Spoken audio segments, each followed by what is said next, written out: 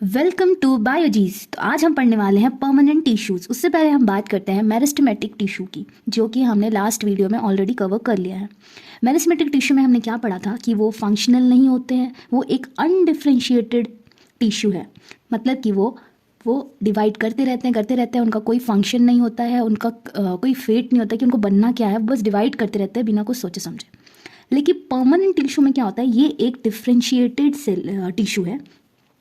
Differentiated मतलब कि वो एक फंक्शनल हो जाता है कि उसको क्या बनना है वो डिसाइड कर लेता है, अपना शेप साइज सब कुछ ले लेता है, इसीलिए हम इसको परमानेंट टिश्यू बोलते हैं। हमने देखा था मेरिस्टेमेटिक टिश्यू में कि उसमें सेंट्रल वैक्यूल होता ही नहीं है, क्योंकि स्टोरेज का काम उसमें कुछ रहता ही नहीं है। बट यहाँ पे हम देखेंगे कि यहाँ पे लार्ज सेंट्रल वैक्यूल है। चलिए एक करके पॉइंट्स देखते हैं। Cells lose the ability to divide. तो जो इसमें जो सेल्स होते हैं, इस टिश्यू में जो सेल्स होते हैं, वो अपना एबिलिटी है डिवाइड करने का, वो लूज़ कर जाते हैं। अब ये डिवाइड नहीं होते हैं, अब ये फंक्शनल हो जाते हैं और अपना शेप एंड साइज फॉर्म कर लेते हैं। Take up a specific role. अब ये क्या करते हैं, अपना रोल समझ में आ जाता है इनको कि अब इनको क्या बनना है।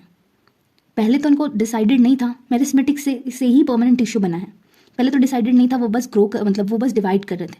बट यहाँ पे अब वो एक रोल ले लेंगे कि उनको कौन से प्लांट का कौन सा पार्ट अब उनको बनना है, ये यहाँ पे डिसाइड हो जाएगा। दस आर परमानेंट, इसीलिए हम इसको परमानेंट बोल रहे हैं। अब देखिए यहाँ पे मैंने जो डिफ्रेंशिएटेड वर्ड यूज़ किया उसका मतलब क्या है।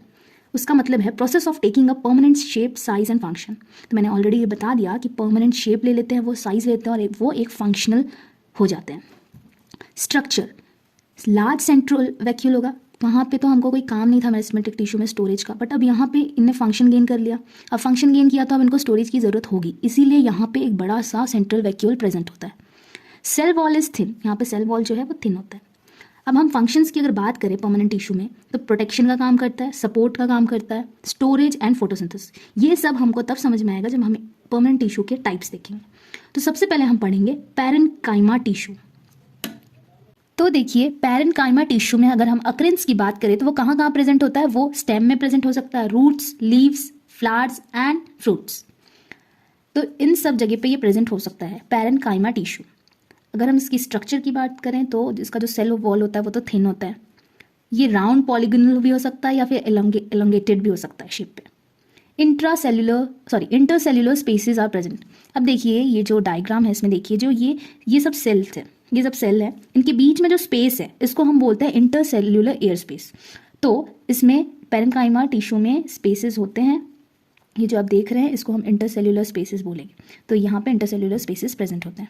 फंक्शन की बात करें तो ये एक फूड स्टोरेज टिश्यू है, खाना रखने का काम करता है, खाने को स्टोर करने का काम करता है ये टिश्यू। कुछ केसेस में देखा गया है कि क्लोरोफिल प्रेजेंट होता है, तो हम उसको कॉलिनकाइमा कहते हैं। और दूसरा होता है एरेनकाइमा। एरेनकाइमा क्या है, प्लांट्स को बॉयंसी देता है। कैसे, जैसे कि कभी आपने सोचा है कि कोई पॉन्ड होता है, उसमें जो प्लांट्स होते हैं वो हमेशा फ्लोटिंग नज़र आते हैं, ऊपर रहते हैं, वो डूबते नहीं हैं। क्यों? क्योंकि उसमें एरेनकाइमा टिश्यू होता है और एरेनकाइमा टिश्यू ही बॉयंसी प्रोवाइड करता है, जो कि हेल्प करता है फ्लोटिंग में। तो अब हम यहाँ पे देखते हैं कि जो ये इंटरसेल्युलर स्पेस है यहाँ पे आप देख रहे हो, ये एरेनकाइमा में ज़्यादा स्पेस होता है। जैसे कि ये तो नॉर्मल एक पैरेन्काइमा टिश्यू की बात कर रहे हैं, लेकिन पैरेन्काइमा टिश्यू में अगर हम एरेनकाइमा की बात करते हैं तो एरेनकाइमा में जो ये इंटरसेल्युलर स्पेस है वो इससे ज़्यादा होगा, काफ़ी ज़्यादा होगा। वही एक रीज़न है जिसकी वजह से वो बॉयंसी प्रोवाइड करता है और वो फ्लोट करता है वाटर पे। तो ये था आज हमारा परमानेंट टिश्यू का पहला टाइप, जो कि था पैरेन्काइमा टिश्यू। अब हम नेक्स्ट वीडियो पे पढ़ेंगे। तब तक के लिए आप रिवीजन करते रहिए। Take care, bye bye.